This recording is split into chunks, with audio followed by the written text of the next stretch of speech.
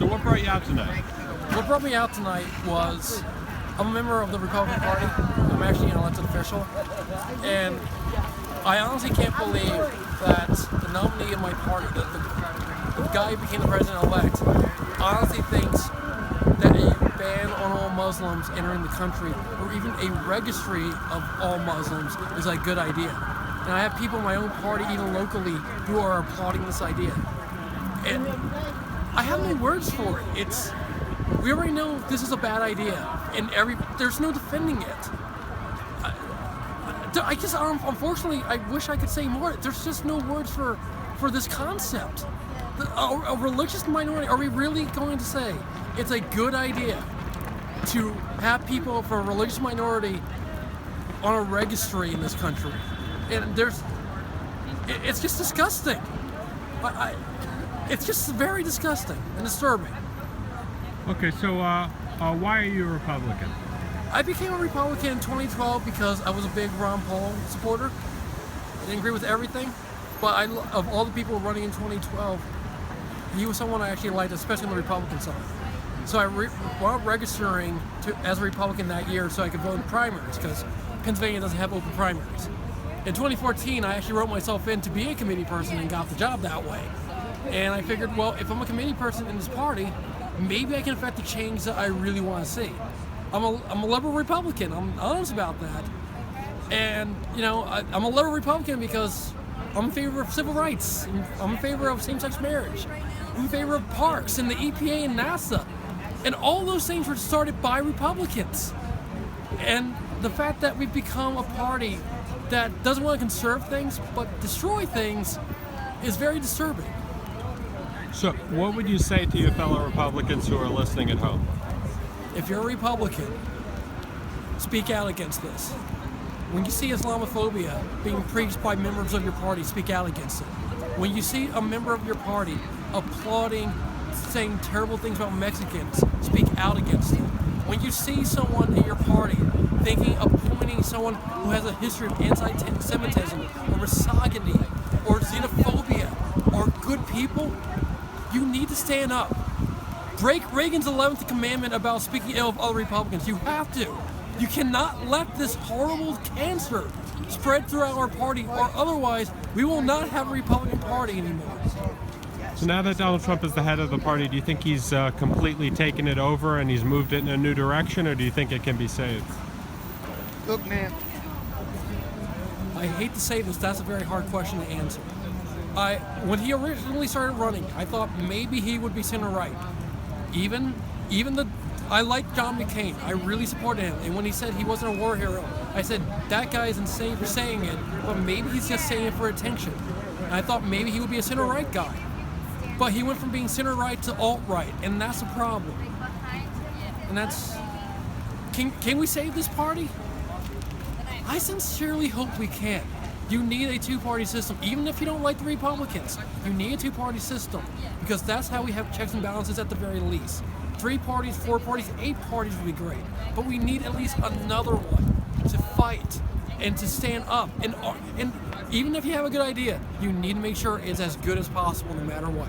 Otherwise, well, unfortunately, we might get things like this. What would you say to someone at home who might oppose refugees joining the country, who might say, hey, I think a registry would help law enforcement, but I'm not an Islamophobe? What would you say to that person?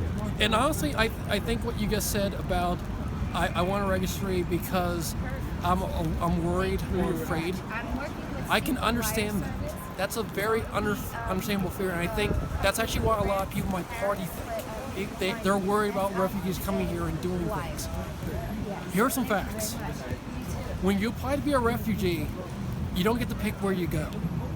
When you apply to be a refugee, it's not guaranteed that you get to go anywhere. When you're a refugee, you have to go through a very long vetting process. And if America decides that you get to be a refugee, you have a 1.5 long to 2-year process of vetting to become a refugee, and hopefully you get to come to America. And even once you come to America, you don't get to pick to where you get to go. So if a terrorist is trying to become is if a terrorist is trying to come to America through the refugee crisis, it's a very ineffective, flawed way of doing it. And I understand your fear. I can understand wanting to register people. To some degree, I can understand that. But you can't defend that. You cannot be in favor of that. If you let your fear of the other dominate you, if you let your fear of Islam control you, if you let this fear of refugees come to this country, people who are afraid of where they are, control you, then I'm very sorry, but the things the terrorists have won. So a lot of people who are in your party say, Donald Trump won, that you shouldn't protest, and he deserves a chance to lead. What would you say to those people? Why is Donald Trump not an ordinary president? Donald Trump. I'm sorry. Can you ask it? I'm sorry, not your question, but what you were saying. But Republicans are saying who are saying give him a chance to lead, and the protests before he's even president. Why are you doing it? He deserves a chance to be the president. The reason people are protesting isn't just because their person that they liked lost. That's not why a lot of people are out here. Again, I'm out here. I wasn't a Trump supporter. Never voted for the man, and I can never support him. But I'm out here not because my candidate didn't win or anything else. I'm out here because even though he may have won on bringing jobs back to America, even though he may have won because of his platform, you have to realize that part of his platform was based on banning Muslims. Part of his platform was on saying terrible things about Mexicans. You have to understand that. We're out here not because our candidate lost. We're out here because of those things. And that's why we're out here protesting. We know we can't change the outcome of this election. I voted. I'm pretty sure everyone out here voted. Maybe not everyone, but I'm pretty sure most of them did. And we're out here because we have serious concerns about what's happening. And you have to have a check and balance on that. And I'm sorry, what was the other part of your question? Why is he different than an ordinary president? I think I've just said why. Yeah. So, what would be your message to people who are afraid for the coming Donald Trump America and who maybe even too afraid to come out and protest? I'm actually asking my party what I should tell people. I have constituents. I have constituents who are Muslim. I have constituents who are Black, Hispanic, Asian. I have constituents who are victims of sexual abuse.